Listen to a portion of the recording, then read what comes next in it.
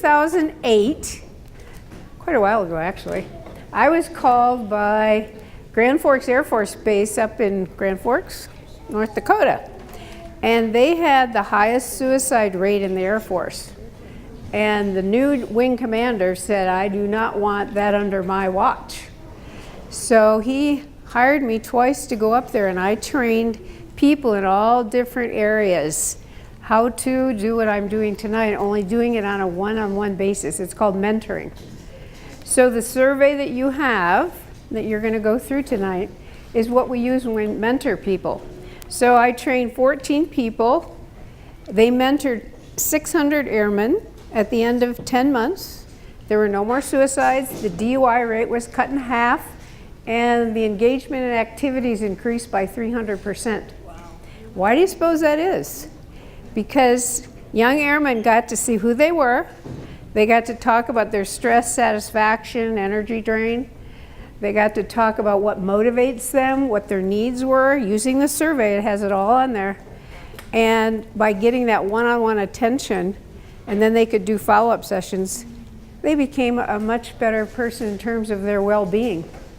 So hopefully tonight you'll see the benefits of this, and I love working with high school kids because they can learn who they are, they can see who others are, and maybe they're not going to bully each other anymore because they don't need to, and it helps them with getting into a job, whatever.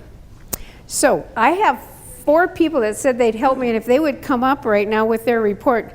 I've got Kelly and Amelia and Colbert and Delia. Did I say the names right? And you can find your name. Amelia, you're there. Kelly, you're going to be here, and you can slide that chair around a little bit if it's crowded.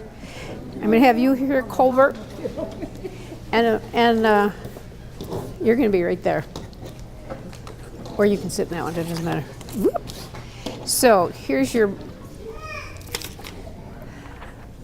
okay. I'll try to work this thing and hopefully we'll get going here. So the name of the company that produced this product is called PDP, Professional Dynametric Programs. And actually it was started in 1978. Bruce Hubby was the founder. He used to work in all kinds of companies, and he would see that people maybe were doing the work, but they weren't getting along, so the work wasn't getting done quite as fast as it could have been. So he hired PhD statisticians, not psychologists, to develop this instrument. It took them 8 years. They had 1,074 people, working adults from all walks of life, but that were working to answer all those words. The survey is 60 single words. There were no sentences, no phrases. You responded to the stimuli of that word. I personally have given it to people in 21 countries. They all say it's absolutely accurate. It's in 12 languages. And it focuses on people and how can we be better and who are we? We are born a certain way. You're born a certain height, right? I can't get taller than I am. Well, 70% of who you are is in this report. The other 30% is culture, gender, education, finances, etc. So I can go to India, I can go to Japan, I can go to Africa, I can go anywhere, and they will all be accurate for people. So what I'd like you to do is turn to the first page in your report where you see graphs like this. And I'll try to work 2 things at once. Yeah, there. So you see the blue section here on your graph is telling us who you are as a person, and I'm going to teach you what all that means. The red section in the middle is going to tell me and you what pressures and stressors have you had over the last 4 to 8 weeks. So you took the survey this week. So the red section is telling us what was going on with you in January and February. And then the green section, that's showing us how you're appearing to other people, how you're showing up. Some of us have pressure, and so we change who we are, and it takes a lot of energy. Some of us just say, take me like I am, that's who I am. And that's the best way to be, really, to present yourself like you really are. So I've got 4 people up here, and the reason they're here, I have to see your names. Kelly is going to be the dominant person. She has a high dominant profile, and so I want you to watch her. I want you to listen to her when she talks, and she's going to say some words, and you'll see what the differences are. This is all about the one-of-a-kind miracle we all are. And Amelia is our extrovert, so you're going to see her probably more animated and smiling and laughing with me, because I'm one too. She already is, see? And Colbert is our high patience person. So you're going to see him being very kind, and he's going to think a little bit and process, and he's going to be very patient with us. If we do things he doesn't like, he'll be very patient, right? Ideally. Yes. And Delia? Yep. Delia is our high conformity person. So Delia is going to be more precise, accurate, detailed. She follows rules. And so we're going to ask her questions too. And the main thing is for you to watch each other, because then when you leave here today, you can start watching people in your family. I watch people in cars when they're driving by, because I'm into this. And you can kind of even see what they're thinking. So let's start at the first in the dominance. There's a midline right here. If you can see, look at your report. It's the black line that goes between the first 4 columns. That's called your midline, and we're going to talk about what's above and below the midline. It isn't good or bad, it's who you are. So the very first column is dominance. So I want to see how many people have that bar going above the midline. Raise your hand. Way up. There's only 1, 2, 3, 4, 5, and Kelly too. So there aren't a lot of dominant people in here. Well, let's see what it means. Turn your page just for a minute. We're going to go back and forth to the trait intensity chart. See this chart here, and you're going to see shaded words. So on the dominant column, if you're above the midline, look at your words. If you're below the midline, look at your words. And that will describe what your dominant behavior is. So a dominant person like Kelly that's high, and Anna back there is a dominant person too with the baby. High dominant people want to take charge. They want control. They're very direct when they talk to you. They tell you what to do versus selling you on why you should do it. And they like to keep things moving and organizing. Kelly, what do you think? Am I saying it right? Pretty much. Now, did you see how she answered the question? Bottom line. They're bottom line people. So she said, pretty much. That's a bottom line statement. Good. You're acting like you should. So how many of you are low dominant? Raise your hand. Come on, get them up there. I got to see you. See, most of you in here are low dominant. What does that mean? That means you want to collaborate to get results. You want to get the team together and say, what do you think, what do you think? And you want to do it as a team effort. Whereas the above the line dominant people, they want to just tell you what to do. There's a difference. All right? So turn to the next page, your trait intensity chart again. Just 1 second. And look at your words for low dominance. And you have a question. Oh, okay, good question. She has her dominant bar right in the middle on the midline or very close to it. What that means is you can be either dominant at some times or you can be collaborative at other times. So you are flexible in that trait. The further away from the midline you are, the more rigid you are, and it's hard to be on the other side.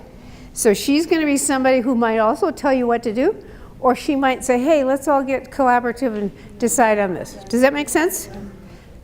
Okay. All right, let's go back to your extroversion, and that's going to be Amelia. So how many are above the line for extroversion? Raise your hand. Okay, you're the people person. Look at your trait intensity chart now. Look at your words. Does that make sense, everybody? So if you're above the line, you like to chat people up, you like people. I'm a high extrovert. We like to be Having a good time, inspiring, motivating people. How many of you are below the line for extroversion? Raise your hand. Oh, good. Okay, so see who these people are? They are thinkers. They're going to be in their head thinking before they talk. High extroverts are going to talk out loud and process out loud. So you people who are low extroverts are very powerful because we can't tell what you're thinking and it bugs us. So you're more powerful than we are. All right, now go to the next column. I'll go back. Patience. And that's Colbert. In the blue section, his blue high patience line is way up.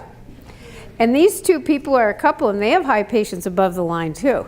So when you have two high patience together, working or married, whatever, they are much more easygoing and more compatible, and they flow, and there's a nice fluidity to the relationship. And usually it doesn't happen that way. Usually couples are the opposite. I'm opposite my husband in every single thing we measure. And that's very common because two halves make a whole, right?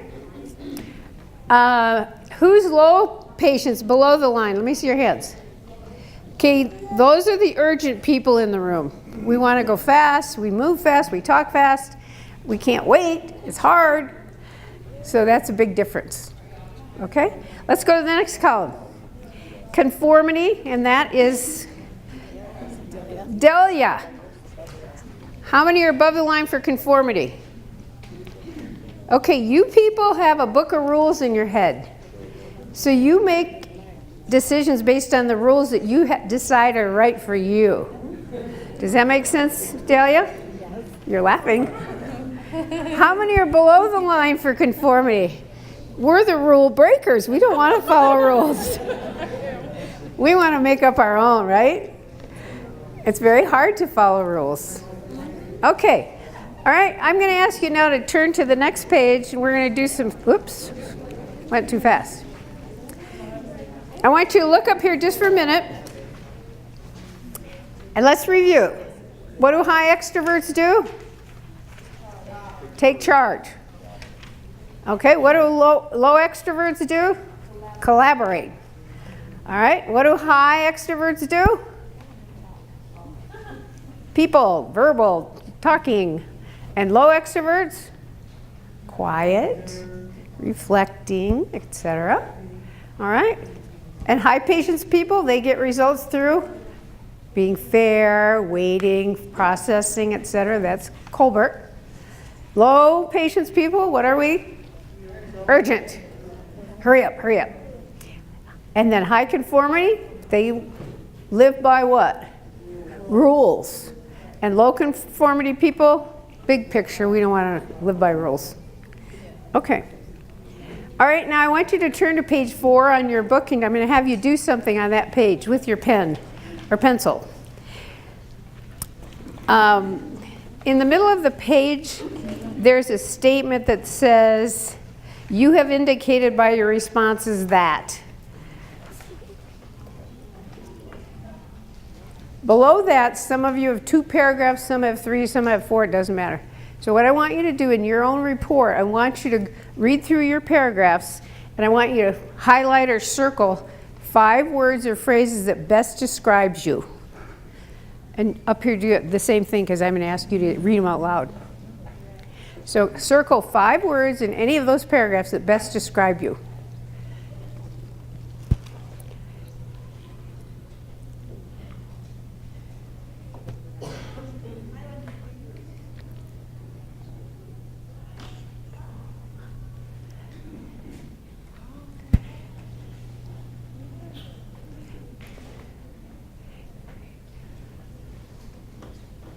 What I'm going to do now is I'm going to have the 4 people up here read the words they chose so you can hear the differences in these type of people. And you can look at your report. Some of your report might be similar to theirs if you have the same profile. So Kelly, hold your dominant poster up there so you can see she's a dominant person. Okay, Kelly, good and loud here. Read your words. Listen to what she says. Who are you, Kelly? No, just the word you highlighted. Okay. Persuasive, devoted, enthusiastic, and choice of freedom. Freedom, choice of freedom. Kelly is high dominant and high extrovert, so some of her words were actually high extrovert words. Okay? This is the real extrovert. Words and phrases, right? Yeah. Okay. Do I have to hold this up? Yes, put up your E. This is the high E. I circle exciting, enthusiastic, interested in the big picture. I also circle devote most of my time and energy to services and products that are people related, aka ministry, because I'm in ministry. Oh, good. Have an unconventional approach to accomplish goals and use empathy and enthusiasm to accomplish them. Very good. And Colbert is high patience. Let's see what he has. I circled cooperative. I enjoy routine.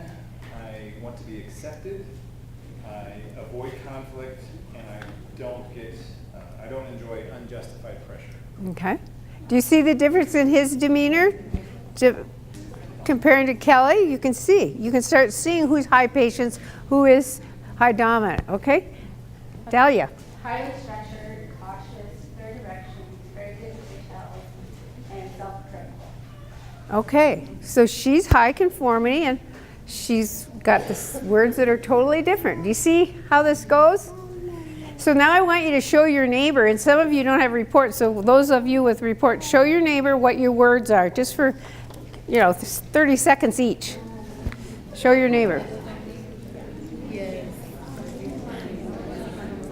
Go ahead, show your neighbor. Did you circle the words? No, I did not know that. This page? Yeah, circle the words that best describe you, and then show them your family. How old are you?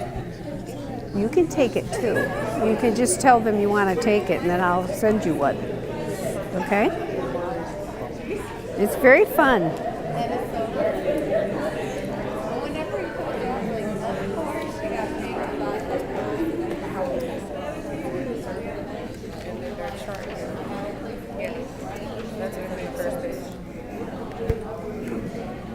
Thank you for. What do these numbers mean right here? I'll tell you in a minute. So this is our midline here. Yep. For everybody, but this is this line here. Yep, that's your Our midline. midline, or what? Your midline. Okay. Because everybody's midline is different. Right. What? If this is 1 and this is 7, Your midline is high because you have very high kinetic energy. You'll see in a minute. that makes sense. I know. But that's all right. Okay, we're going to move on. We're going to go to the next page in your report. Just turn to the next page. On the next page in your report, we're on page 5. Page 5.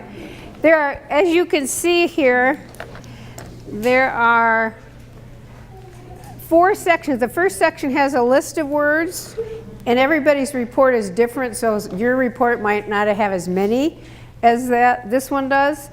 Then there's going to be another section that will have one of the traits, another one. So there's 4 sections here. So I want you to read your report, and I want you to just highlight one line from that first section, one word from the second section, one word from the third, one word from the fourth. So you're going to have 4 new words now. And your reports will be a little different than this one because you have a different profile. So, for instance, extroversion might not be the second one on yours. It might be pace or something else. So you're going to pick 4 new words now, one from each section that best describes who you are.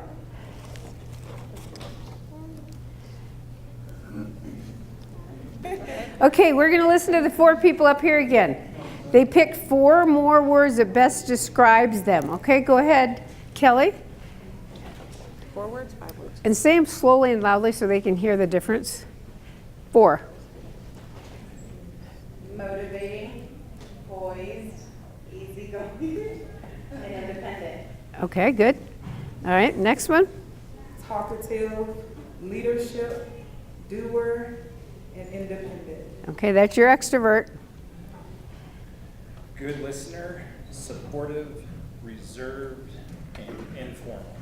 Very good. So see the difference? High patience versus the extrovert. And be sure the mic's up. Or high. I know it's supposed to be a word, but I like able to take what comes. That's fine. Supportive and private. Private, okay.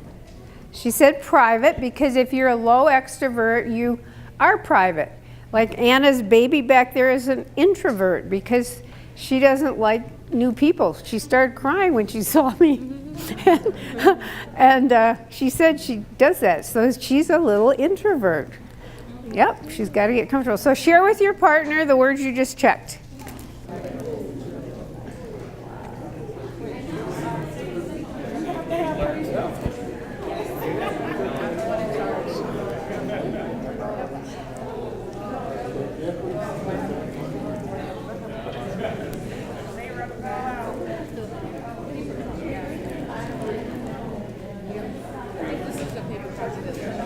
Okay, we're going to move on to the next page. Turn your packet to the next page.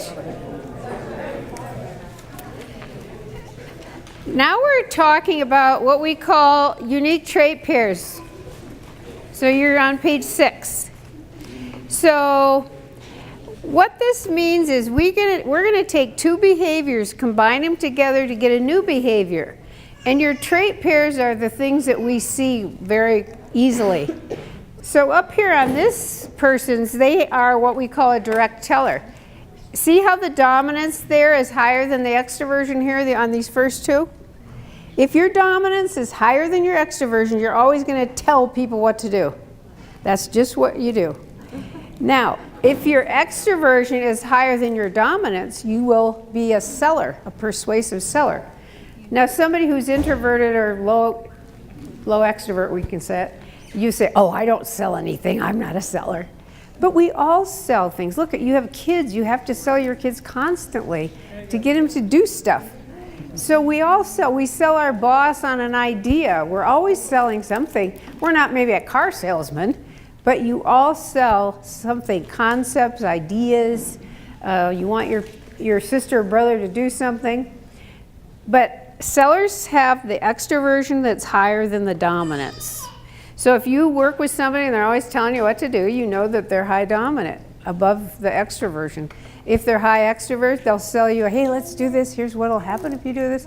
I'm a seller. You can tell I'm selling everything. Every page I get to, I'm selling you on the ideas. Okay? So this person has, because she's very high dominant, high extrovert, she's a direct teller. She's a hard charging person. She's a fast fluent communicator, and she's a confident risk taker. So this is a profile when you see high dominant, high extrovert, low patience, low conformity. She'd be a top salesman. The higher dominance you have, the more sales you will make because high dominant people ask for the order. She could be a high-level manager, and what her job actually is, she is the community support coordinator for Air Force bases. So she has to coordinate all the training for the whole base. So she's very dominant and very driven, and she gets the job done because she's leading thousands and thousands of people. Okay? I want you four to read out loud your trait pairs, just the bold type. So remember, Kelly is also a high dominant, high extrovert. What are yours? Bold for each one. Yeah, the bold one. Persuasive seller, Okay. seeks change and innovative, hard charging, fast fluent communications, confident risk taker. Now she had 5 trait pairs. Some of you only have 1. Some have 2. She has 5 because her profile is real big. Okay? Persuasive seller, seeks change, innovative, fast fluent communications. Okay, good. Colbert? Direct and or persuasive, easy go. Now, I want to just say something. The reason Colbert is direct and persuasive is because his high dominance and high extrovert are pretty much even if they're below the line. And yours are below the line, but they're still very close to each other. So he might one day tell you what to do.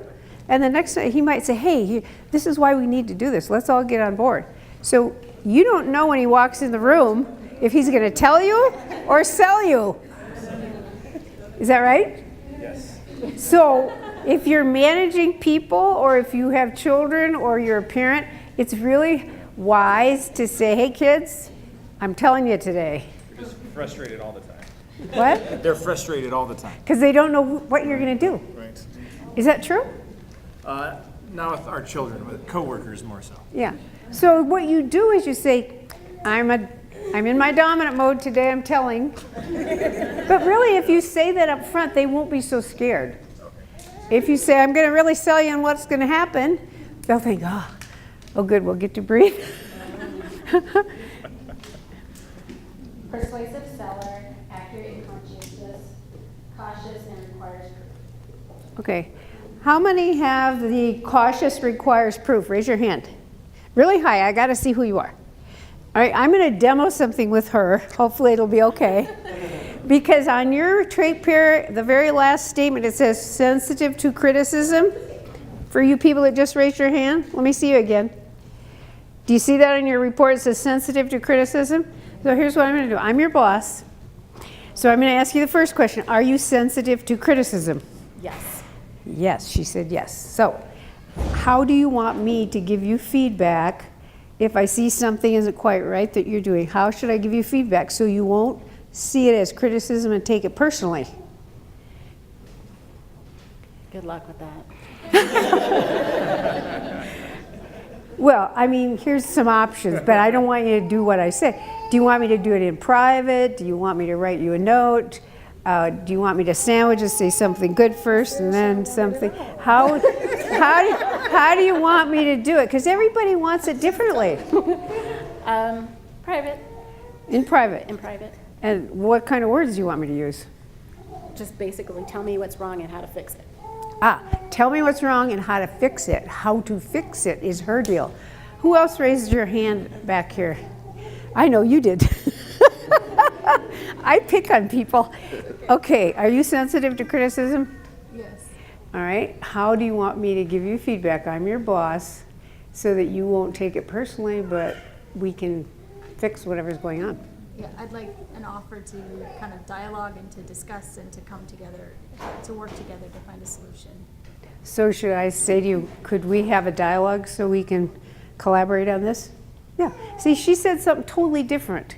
That's why you have to ask people, how do you want feedback? Ask your kids that. How do you want feedback? And see what they say. See if you can have a collaborative type discussion. Because the high conformity people are much more sensitive to criticism. They never want to be wrong, right? They're perfectionists. They do not want to be wrong.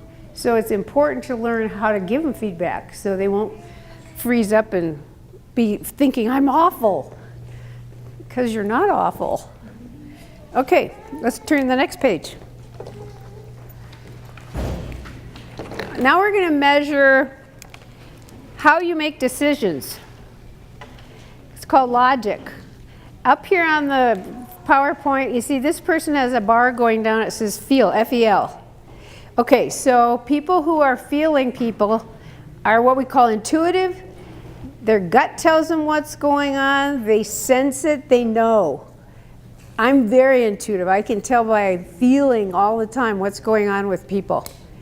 So how many have the bar going down with F-E-L? Raise your hand. A lot of people.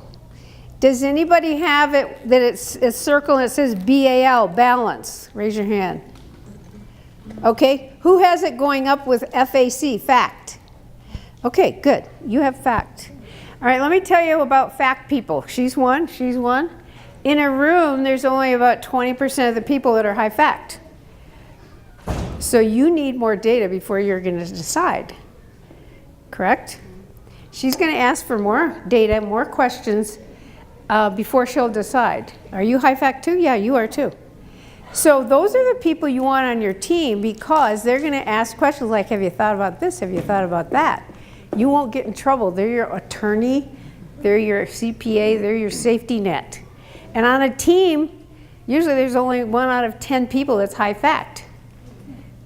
So most people are intuitive or a balance of both. The high fact people are fewer and far between. Do you know that? Well, I'm an accountant, so. You're an accountant, so you're in the right business. What do you do? I'm a stay-at-home mom. Stay-at-home mom. But did you work before? I managed a coffee shop. Okay. You did the finances? No. No. I do our home finances. You do. So she's the accountant at home. Well, high fact people usually tend to go, here's some examples. Overhead Door Company here in Colorado Springs, I've worked there, and 75% of all their top managers are high fact. Well, they're measuring a lot, right? It's very factual. I worked in an endodontist office. 4 out of 5 endodontists who take your roots out, root canals, they were high fact. Lawyers tend to be high fact. CPAs tend to be high fact because that's that kind of business. All right, let's see what you guys are. You want me to read all of them? No, just the bold. Really? Yeah, Each of these? right here, the bold. Balance of fact and feeling. So she can feel, sense, know, or she can say, I need the facts. She's got both. Feeling. Okay. Balance of fact and feeling. Oh, good. Balance of fact and feeling. Good. So we have quite a few up here. All right. Tell your partner what you are.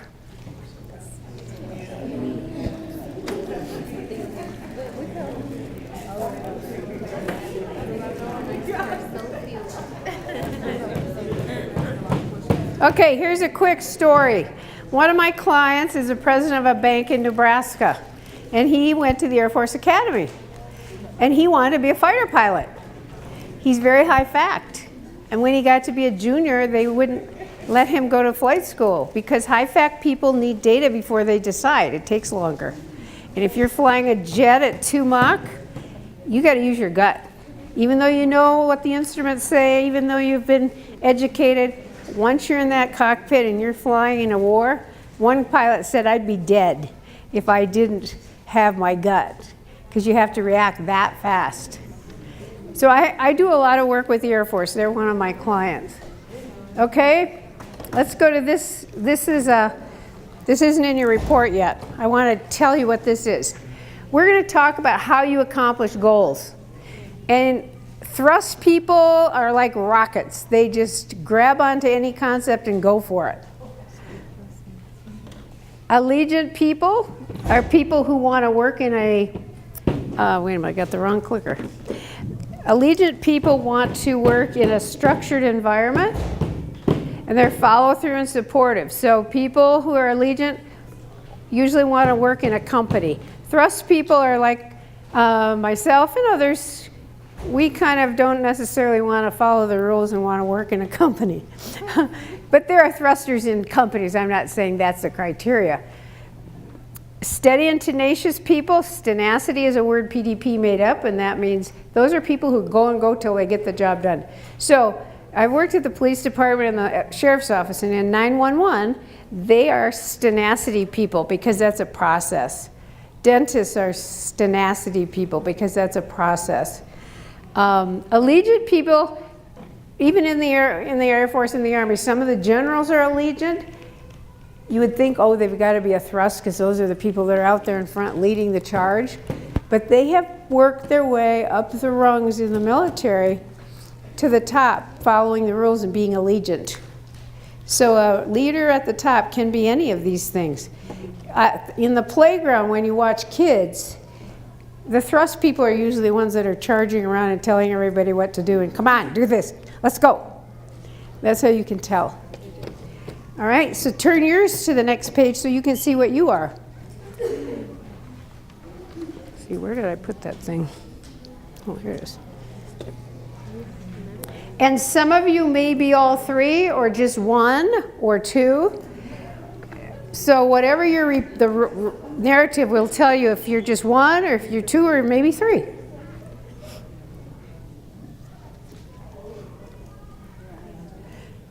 If you have a 2 or 3, that means that you can flex. You can sometimes do one, sometimes do the other. Okay, Kelly, why don't you tell them what you are? Thrust and alternative energy is tenacity. So she can thrust and launch and lead, or she can do process. Does that make sense? Right? Thrust. She's just a thrust. She doesn't use the other ones unless she has to. Allegiance with the alternative energy style of tenacity. Okay, so he's going to be a supportive type person, but he's also going to go like an engineer and go till you get the job done. Allegiance. Allegiance. Good. Okay, tell your neighbor what you are.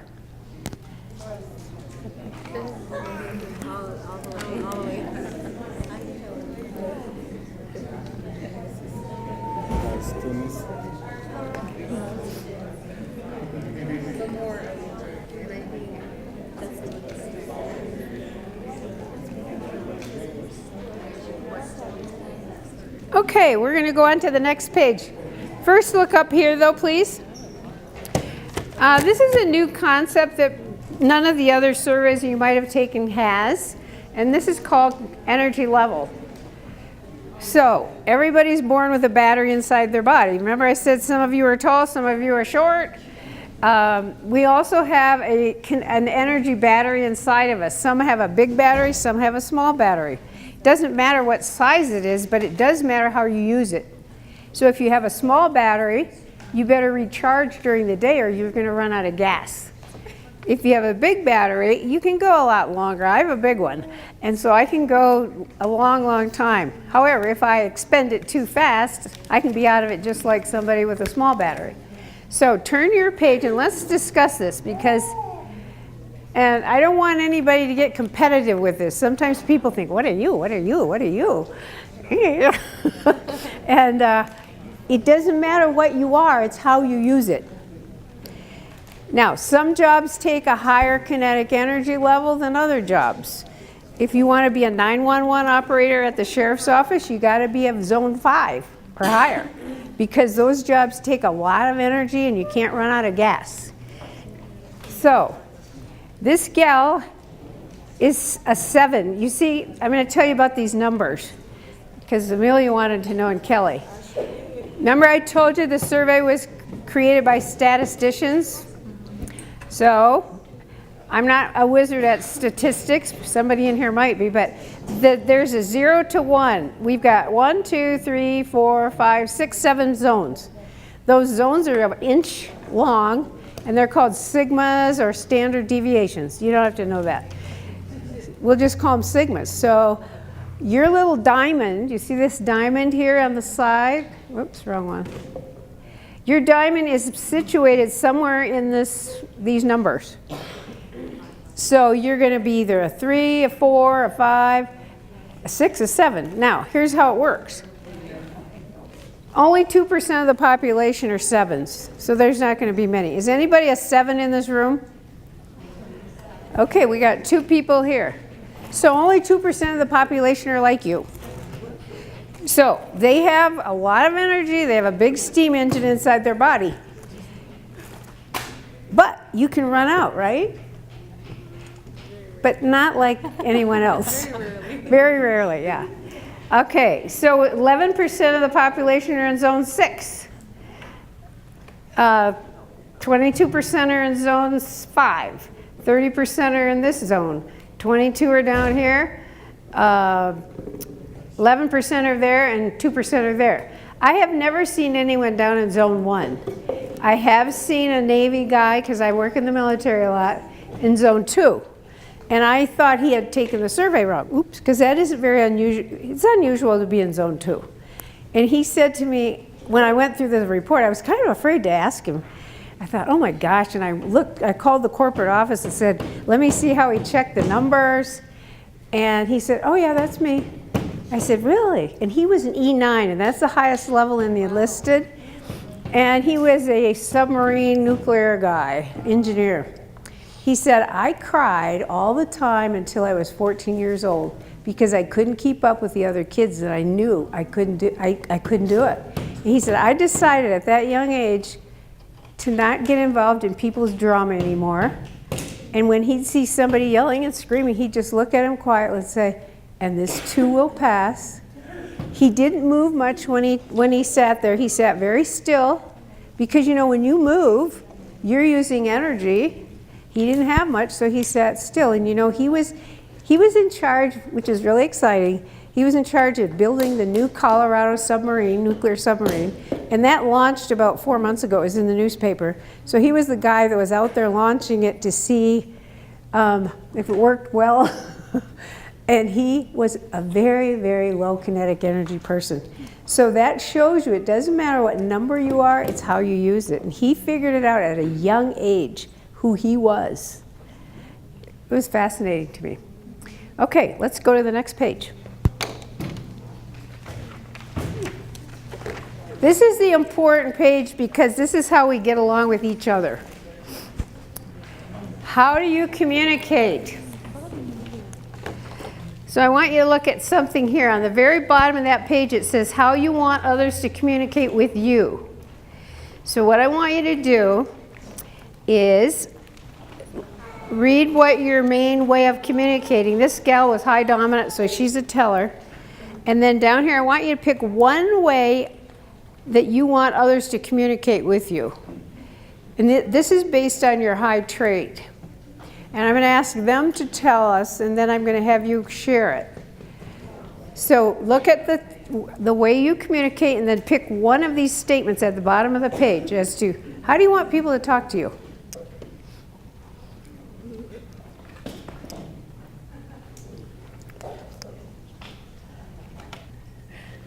Okay, Kelly, why don't you talk about what you want from others? From others. First, tell us who you are, what your trait style is. Dominant, and I prefer to have others communicate with me by being included in team discussion. Okay, so do all of you know Kelly? You all know Kelly? So if you have some new idea and you want her to participate, include her in the group discussion. Don't go plan it and tell her what we have to do. She wants to be in the idea part, correct? All right, what do you have? Being included in team discussion. Okay, so these two have extroversion and they like to brainstorm and they want to be included in the discussion, so don't leave them out. Okay? Agreement on the agenda. Okay, tell us more about that. I want to know we're talking about the same thing, around the same page with what it is, and I don't want to be surprised by what it is that you want to talk about. Okay. Very good. So, what do we learn about Colbert? Give him stuff up front. Okay. Dahlia? Respectful language and tone of voice. Okay. I'm going to ask. So she said she wants you to talk to her with a respectful language and tone of voice. Tell us what that means. Do not yell at me. Ooh. Do not use choice words. Okay. No swearing. Swearing. No swearing. Calm. What? Calm. Calm. That's a little hard for me because I'm an excited type. And I don't like that. And I do like to swear. My daughter is very excited, and I just close my eyes and back away. So I'm going to have to change my ways to be able to have a good relationship with you, right? Yes, it's hard. Once in a while, would you accept me when I'm excited? I try. So do you see how I'm going to have to damp down for her? And I don't swear a lot, but I do like to swear. But just watching excited people just make me anxious. Oh, I'm sorry. Okay, so you see, I'm going to have to learn to change a little bit to have a good relationship with her.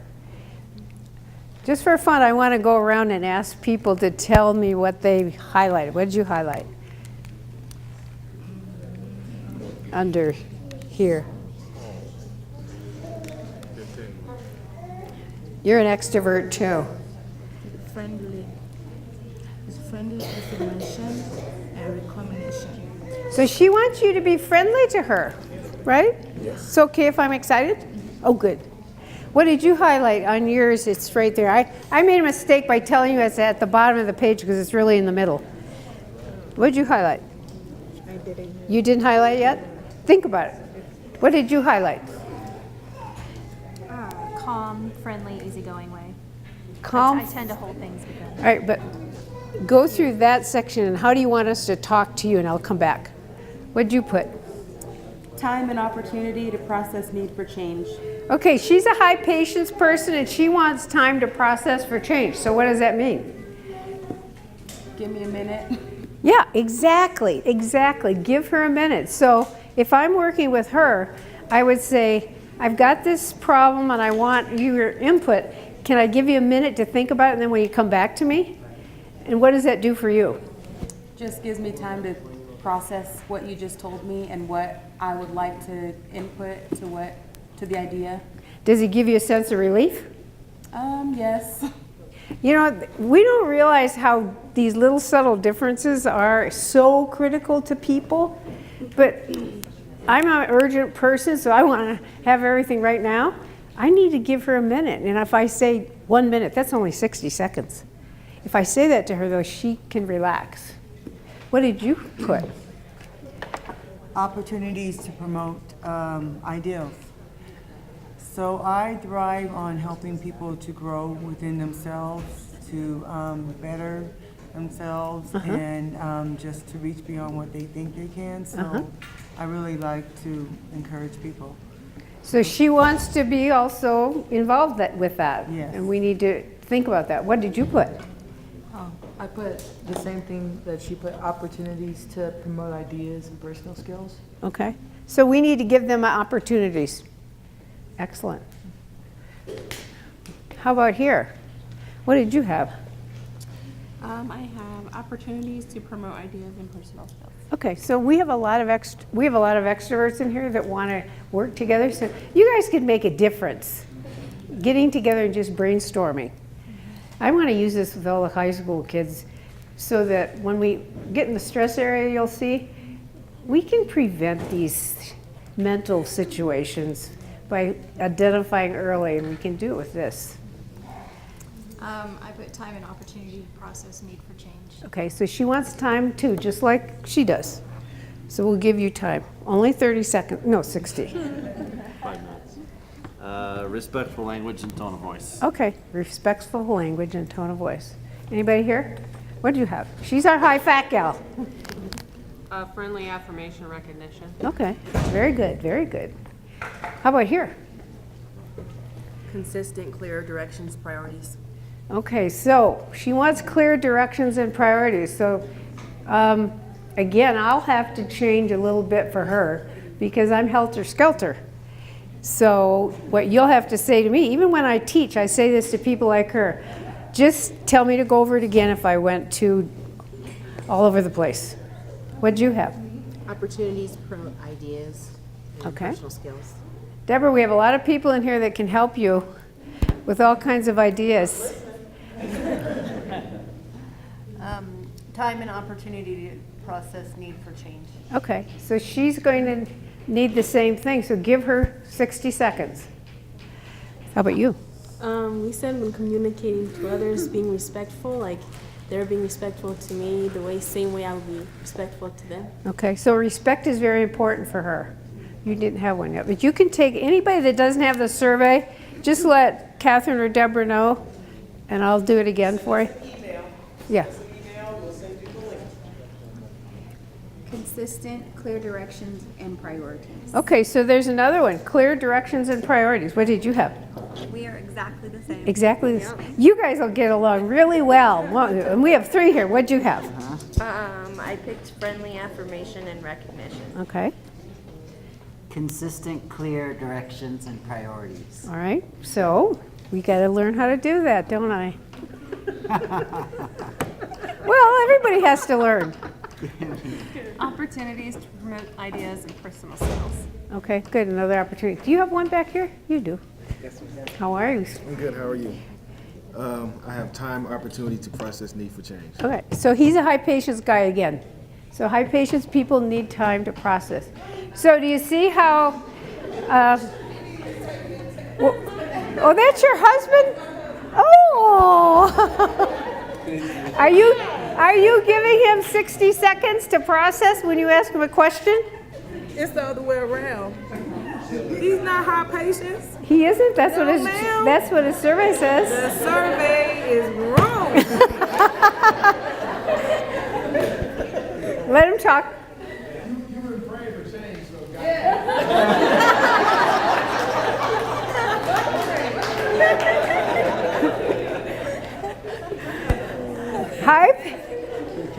High patience people think and process, and you're low patience, so you switched a little bit. Okay, so the main thing though is if you can learn how somebody wants you to talk to them, and if you can shift and do that, you're going to see the connection is deeper and greater, and more respect is shown. And with your kids too. Sometimes I do a mom and dad and a teenager that's really a problem. And what happens usually? The parents had no idea what the profile is of the kid. They just want to control them. And once we do this kind of thing, they all start seeing why. And people start getting respected. And the kid usually has an elevated self-esteem because they see that I'm valuable. And the parents see what's going on with them. Okay, let's go to the next page.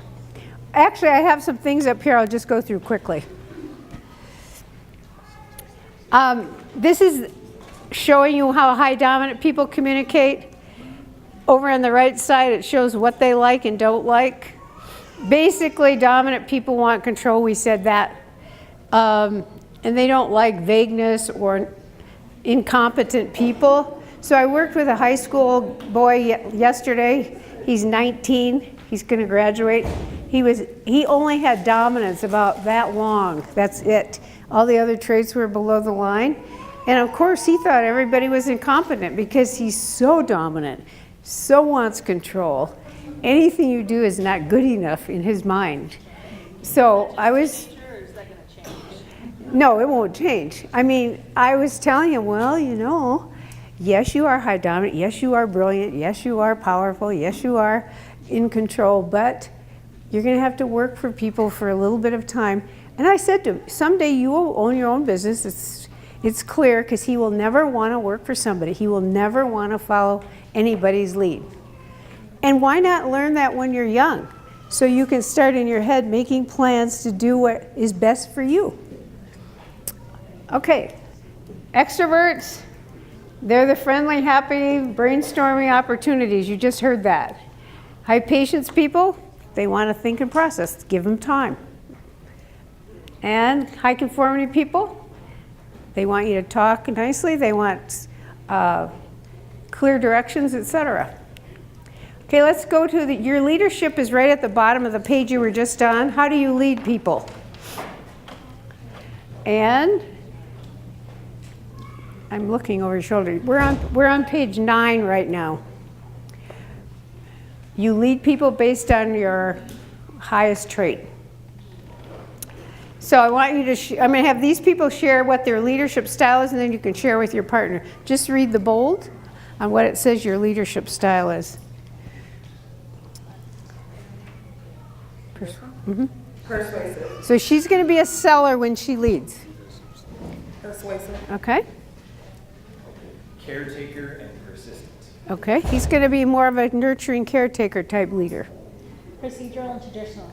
And she's going to be procedural. Remember, she's high conformity, so she wants to do things in order. Okay, share your leadership style, the bold one, with your partner. How many of you lead people? Raise your hand.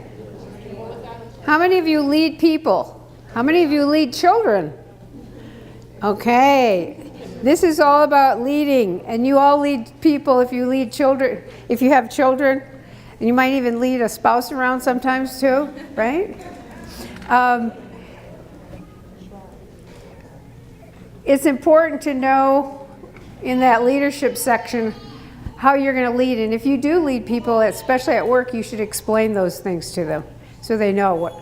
I did a seminar for the Better Business Bureau when the new CEO, Jonathan, came in, and he went through all these leadership statements to his team, and 2 weeks later, 2 of them quit. And the reason they quit is because when he went through how he was going to lead, they didn't want to do it. He said, I'm going to lead by having you set goals and then complete them and be accountable. And some people don't want that. So 2 people left, and that's good because they need to work where they don't have to be accountable, whatever that is. Turn to your next page, which has the backup style on it. Okay, what is a backup style? When you somebody just said yikes. Okay, listen up a minute. When you're out of energy, you're out of patience, it isn't worth it, we tend to be different. I am a high extrovert. I will use verbal attack. If I feel I'm out of gas, I'm frustrated. Now, I don't do it with you, but I do it with my husband, poor thing. And everybody has a backup style. So let's ask these people what theirs is. Kelly. Can you guess? Yes. Verbal attack. I want to say something. Okay. Kelly, do you do that at work? Do you work? No. Well, you're at home. Yeah. Do you do anything with other people, though, in like a group setting? Yeah, I have. Yeah. So do you verbally attack when you're frustrated and you're out of gas? I may want to, but I don't. You don't. Why? Self-control. Self-control. Usually people that are extroverted use verbal attack, but they might not do it. They think it. What about you? Verbal attack. And do you do it? Do I do it, EJ? EJ! I actually work with people in ministry, and I don't like attack them. But that's the truth. That's the truth. No, I don't verbally attack them, but I can feel that building up in me. And Right. so when I get home, I may vent about it. And so that's probably why he says it's towards him, but it's not. It's just kind of getting it out. That makes sense. Extroverts usually don't verbally attack people, but they think it. Because we want people to like us, so we don't want to verbally attack because you might not like us then. Avoid conflict And get you later? and get you later. Do you do that? Reach a bursting point and unload all internally built up offenses. Is that what you're saying? Yeah. Do you do that? That's worse than verbal attack. He does that. So, how many of you are high patience? You got the high patience trait. Okay, so high patience people are nice people. They don't like to confront anybody. They're so nice. These 2 people are married and they have the same profile. It's amazing. Usually married people don't have the same profiles. They're opposites. And so when you avoid conflict, what are you going to do? You got to get even somehow, right? If somebody's yelling or doing something to you, so you get even in little funny ways, but you do it, right? That's right. Everybody's laughing, yeah. So avoid conflict. That's your backup. Must be right. Oh. That sounds right. So high conformity. How many of you are high conformity? You must be right. Okay, and you bury people with facts, right? Do you do that too? Yeah? Okay. So when people, here's what you have to learn. This is the most important thing, and write it on your paper. When you see somebody in their backup style, they're either verbally attacking. A dominant person is a dictatorial steamroller. You can just feel them. They're just starting to roll right over you. When you see somebody doing that or verbally attacking, or somebody who avoids conflict and you can tell they're backing down, or she said, this is right, it is right, I'm going to give you every reason why this is right. So what you do is you ask them, what's the pressure about? Because underneath that backup style is pressure. When you have pressure, you escalate up to that other behavior. And you know what's the hardest thing to do is when you have to ask yourself. If I'm verbally attacking my husband, sometimes I'll stop and think, what's the pressure about? And when you do that, you go, oh my gosh. You'll stop doing it because you'll realize what the pressure is and you'll solve that. It's very difficult to do it to yourself, but that's the most important thing.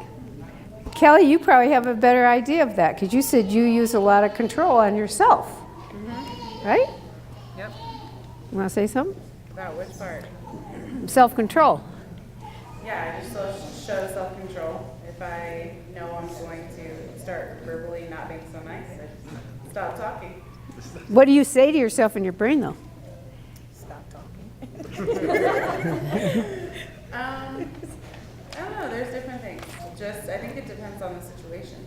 Just like when I'm dealing with my kids' teachers and I start feeling like not getting to a good place, I kind of just let them know and email them later.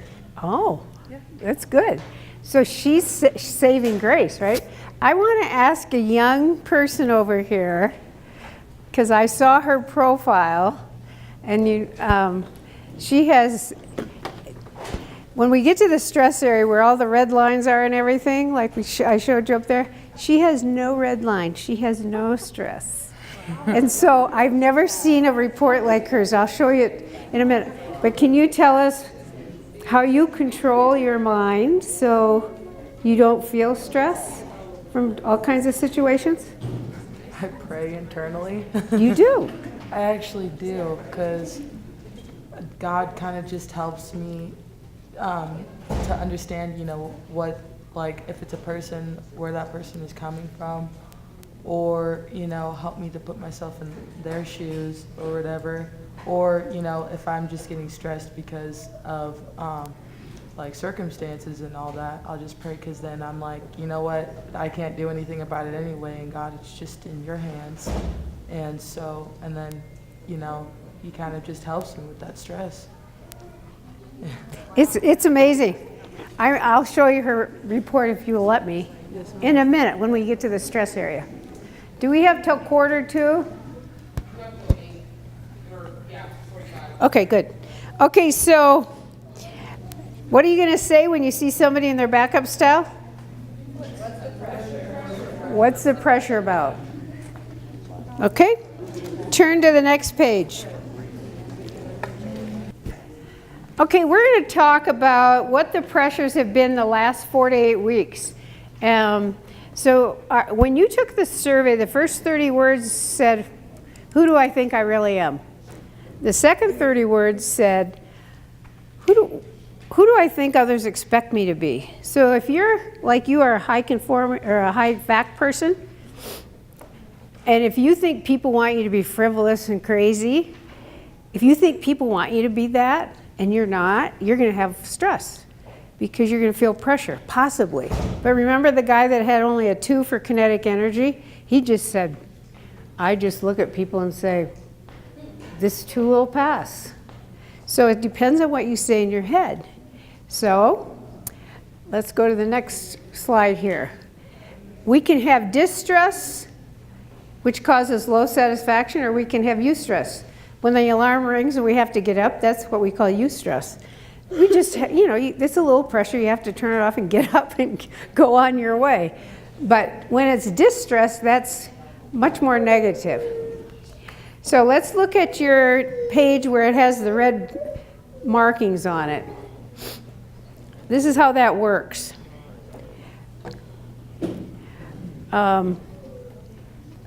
On your page where there's red, you can see you've got arrows going up and down. And at the end of one arrow is a blue ball. The blue ball is who you are. So in this case, up on the board here, we'll take the middle one here. See her patience one right there? She's low patience and the red line's going up. And what that's saying is that she's feeling a lot of pressure, that she's got to be patient and wait and see what's going to happen. So we have pressure from ourselves and from others. Sometimes ourselves are worse than other people are. Okay, I'm going to go one more slide just to give you the explanation of what this is saying. Then you can see what you're going to say. So if the arrow is really long, it means there's a lot of pressure. If your red line goes through the midline, which this one doesn't, that means it's stress. So if you have short red lines, that's pressure. If you have long ones, that means stress.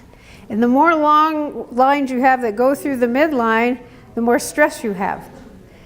And stress is caused by either your environment, people who are telling you what to do, or it's in your own head. Oh, I should do this, I should do that. So it's either way. Okay? Now, I want to show you a really stressed person. Look at this up here on the slide. You see all those red lines? And there's a column called satisfaction. That person has low satisfaction. And the very last line where that really long cone goes down, that's called energy drain. Remember, the size of your battery tells us how much energy you have. If you suck that battery dry, you're going to be out of gas. Now, this is a person, if we saw that, we would know they should probably have some kind of counseling or talk to a mentor or something, because that person is really, really stressed. So that's a red flag when we use this. I worked at Fort Carson in 2008, and I don't know if you remember, but there are 14 homicides that were committed here in Colorado Springs from one platoon. And so I went out there because I was hired by the deployment health officer, and I surveyed 3,100 soldiers from that one platoon because we had to find out who looked like that. They didn't have any other way to figure it out, because when they take surveys that say, do you have headaches, do you take medication, do you get angry, they lie on that because they don't want to get kicked out of the Army. So out of 3,100 soldiers, we found 94 that looked like that. And nobody could figure that out with anything else because it wasn't data like this. So 4 people out of those 94 went to psychiatric care. The others weren't deployed. And we could do it in 5 minutes because the survey takes 5 minutes. So every hour on the hour, 30 soldiers went in a room to a computer, took the survey, and they came out in the hall. We knew who they were, and boom, we could take care of them. So this is very indicative of what's going on. Okay, look at your page 11. And who wants to volunteer, and I'll role play something with you? Who has a red line? You want to do it? Oh, good. Everybody has red lines except for her. She's the only one. Okay. Do you want to do this one? The extroversion. Okay, she is a low extrovert, which means what? Keeps herself quiet. She's thinking in her head. She's going to just tell me what is going on after she thinks about it. Okay. And you all have an extroversion section on your page there. And I forgot your name. She's Denise. Denise won't have any writing because she has no stress on her report. So on this one it says for extroversion, because your line's going up, she's low extrovert and her red line is going up, and that says she's being more outgoing and persuasive. She may feel the need to develop more relationship and, I don't know my glasses, building skills. Perhaps there's an emphasis on social involvement to increase the need to be more interactive. So if you think of January and February, did you feel pressure either at work or at home or socially, or maybe even in this group, that you need to talk more and be more interactive and be more social? Probably, yes. Okay. Then you see there's a work and non-work line there. When we work in companies, we want to find out what's going on at work because the boss is paying for this. So with you, do you work? No, ma'am. You don't? Nope. Would you consider what you do at home a job? Or not? Yes. Yes, yes. Okay. So you could say some is work and some is non-work. Mm-hmm. So where do you think that you're feeling this pressure? Of just being more, probably just church, just feeling I should be a little bit more in those months, a little bit, or these months rather, just a little bit more extroverted. Okay. And talk. Involved. Okay. Talk to people. Mm-hmm. And how does that make you feel when you feel that?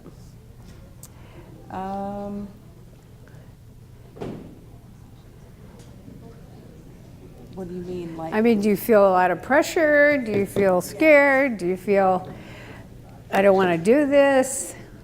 it's probably just internal stress or pressure, maybe just from myself, not necessarily from outside sources. Okay, so you just have the pressure inside. What could you do so you don't feel that pressure? probably just be a little bit more, maybe just talk more if I have an issue going on, maybe just talk to somebody instead of just internalizing everything. Excellent. Pray more, probably. Excellent. So can you do that? Oh, yeah. Okay, good. So she's got a self-solution. So what I want you to do is look at your own paper, either this page or the next page, and find your longest line. And you can see it on the graph, you know, if the patience line's going up or the dominance line's going up. Look at your line, and then look in that report, and write a little note. You got a pen there. How much of it is work related? How much is non-work? For those of you who have a job outside the home, that would be work. For those of you who take care of kids at home, that's your job, that's your work. Work. Yes, it's a lot of work. Harder than in an office. Very much so. And just read through that, and I want you to share with a partner what you're seeing, feeling, and how can you reduce that. So go ahead and share something with your partner. Okay, I'm not going to spend too much time, but I want you to see Denise's report. Look at her. She only has circles. You see that? There's no lines, nothing. I have done thousands of people. I've never seen one like this, ever. That girl has the calmest, yes, Mom? Yeah, and hold this up to your mouth. Okay, so what I had noticed, and I haven't even been doing it because now I realize that a lot of my responses were based on stress I was feeling at work. But the month of January, at the beginning of the year, Denise said, Mom, can I put myself on a fast and praying for the entire month? And so that means she goes without meals and she's praying. And she said she had a burden to pray for our church, things that families are going through, people to come back to church. And so she just disciplined herself that she's going to put everything in God's hands. So I really believe that's the result of the response, is that she totally turned it over to God. Absolutely. I mean, that's what's fascinating about this tool. Stand up. Let them see this beautiful young woman that has her life in control.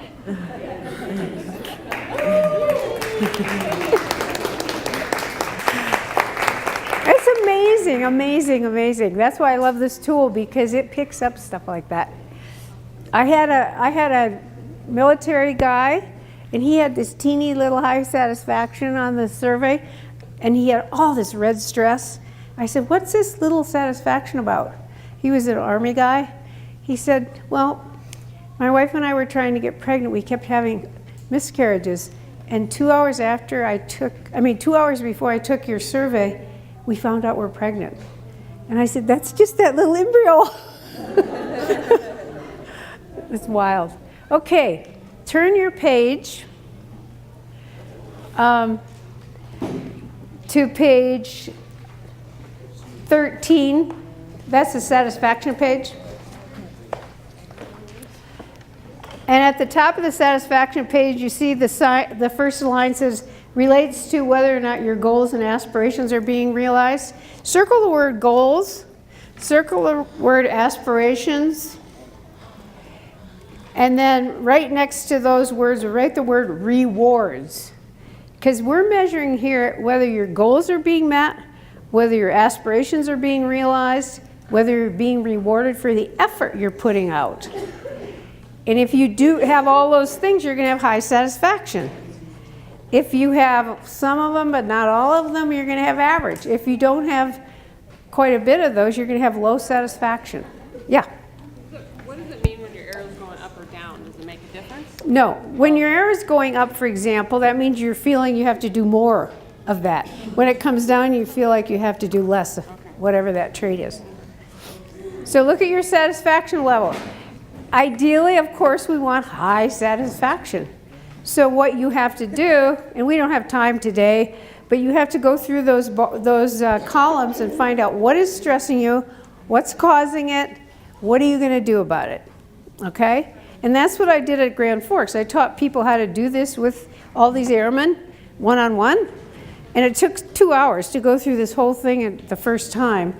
You set goals based on what the stressors are, and then you meet with people and ongoing to find out if they're completing their goals. Yes? What's the difference between this arrow being shorter or extended, like? Okay, good question. She has high satisfaction. It's a little short high satisfaction. She has one that's a real tall one. The difference is you have high satisfaction in the moment in those categories. With yours, that means you probably have a lot of over expectations that you're placing on yourself. The good news is you're positive you can reach them, but would that be true? You've got a lot of goals, a lot of things you want to accomplish. So she's not high satisfaction in the moment. She's going to have it when she gets there, right? Yep. Okay, excellent. Okay, let's go to the next page. Energy drain, that's the very last column on your chart. It's that little cone, and I'm gonna go to here. Remember this gal she had a long energy drain. You want your energy drain to be less than 2 sigmas. A sigma is that inch, so you have to eyeball it. How long is your drain? Is it 1 sigma, 1.5, 2, a tiny one? She has a tiny one, so she has minimal energy drain. So how do you get drained? You get drained by what you say to yourself in your head. So when you say, oh, or whatever you say, negative, you plunge down, you're sucking energy out of that kinetic energy machine you have. And if you do it a lot during the day, it adds up to you're at the bottom of the barrel. Okay? All right?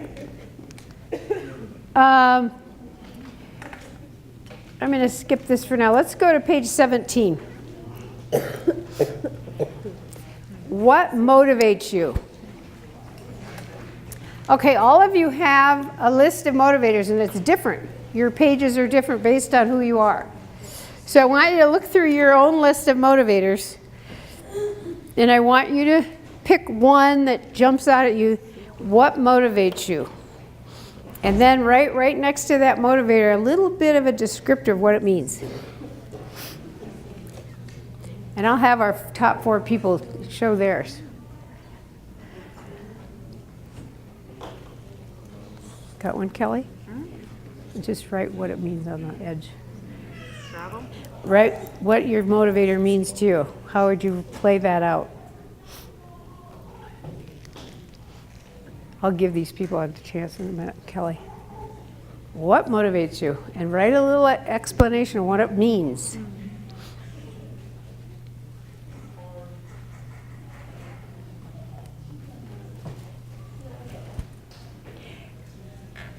Those of you that have a paper, I want you to take this home and I want you to get your top 4 motivators because that's what's critical. What are your top 4 motivators? And Kelly, I'll have you start. Tell them what your motivator is and what it means. My motivator is traveling. To me, I look forward to trips with my family or just my husband, just to have a break away from reality in day-to-day life. And do you get that motivator? I do. Good. Are you ready? Yes. Okay, what motivates you?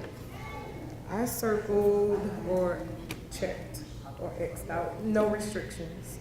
And the reason why I chose no restrictions is I believe in no limitations in life. So whatever it is that me or my family sets out to do, that we know that we can achieve it because there aren't any limitations that is going to stop us from achieving that. And so do you get that? In some areas, but I hope to be like that in every area. Excellent. So you see, they're telling you what motivates them, what the word means, and are they getting it in their life?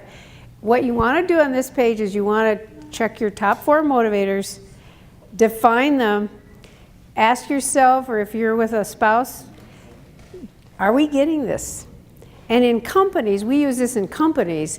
In companies, the boss has to figure out how to give you all 4 of your motivators if you're going to be a highly productive employee and if you're going to stay there. This is about retention. And even in your family life, if you don't get what motivates you in your family life, probably you're not going to be there for a long time because you want to, everybody's driven by what motivates them. Okay, we're going to go to, down at the bottom of that page it says what demotivates you. I want you to look at that little paragraph and pick out 1 or 2 words that demotivate you. And I'll ask Colbert and Dahlia to tell us what they have, so you can see the difference.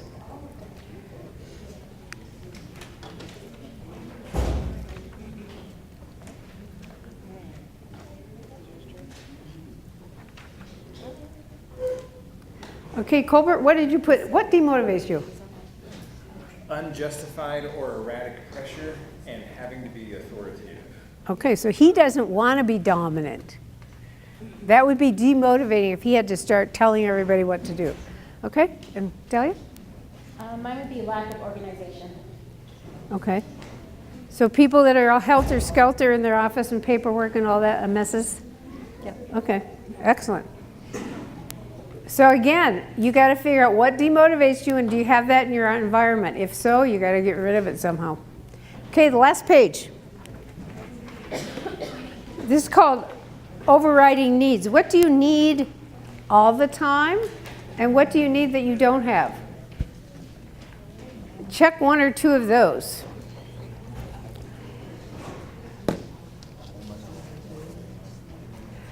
Would you do me a favor and pass these out? Just give it to everybody. Maybe we'll get one more person to help you. What do you need? And then I want you to define the word. So if you put a need down, what does it mean? So I know. Dahlia, can I ask you? Harmony. Okay. Harmony. What does that mean? Peace. What does that mean? Calm. Relaxed. Okay. So for her, peace and harmony are calm and relaxed. Yeah. No stress. No stress. Okay. Tell your neighbor what you need and what your definition is, and then we're done.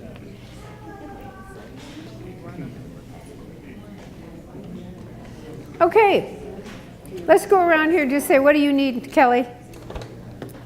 Stability and harmony. What does that mean? What does that mean to you? I don't like things changing constantly. I like things to stay comfortable and peaceful and calm, not erratic and chaotic. Excellent. I chose security and stability. My husband currently transitioned into a new position, and then we also run a small business. And though, you know, people who have businesses know about the hills Yes. and the valleys, so, yeah. You want it not to be, you want Yes. it to just be like this. Smooth sailing. Right. Friends, like relational support. Yep. Okay. Different need? Just the security and the harmony. Okay.